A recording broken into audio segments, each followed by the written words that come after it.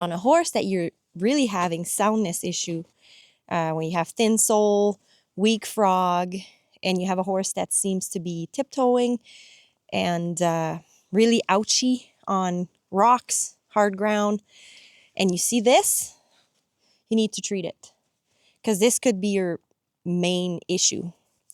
And when there's a big deep hole like this, bacteria get right back to it as soon as either manure packs it or mud or extra moisture.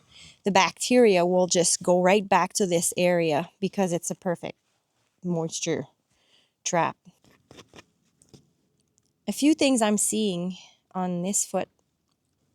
The first thing you can really see well on this here, because she's overdue, she really started to wear the toe wall actually quite nicely. You can really see how this goes down to probably 45 degree. So I probably want to match this all the way around. You can see where she wears the most to height-wise is right here.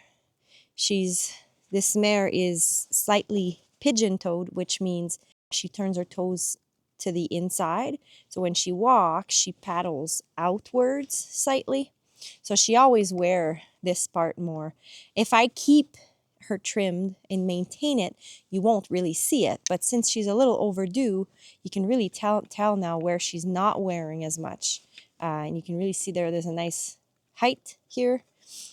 And when I get right about here, there's no height or hardly any. And it goes back to having some heights. Her heels are actually not bad at all. They need to be trimmed down, but I know this mare moves pretty well. She's not landing on her toes. She really does land heel first.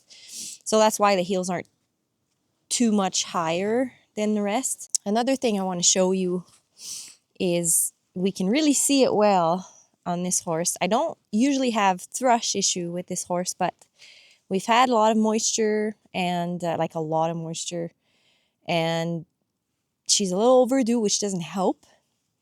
But if you see, there's a hole here and it goes up pretty deep. If I push my hoof pick in there, we can really see how deep this goes.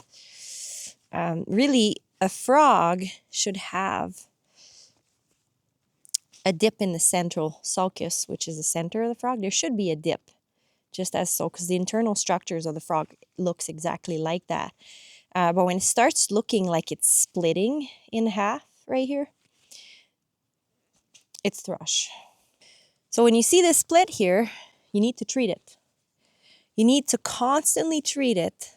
Even though it looks dry and it looks like there's no bacteria in there, you should keep treating it until the frog has fully healed.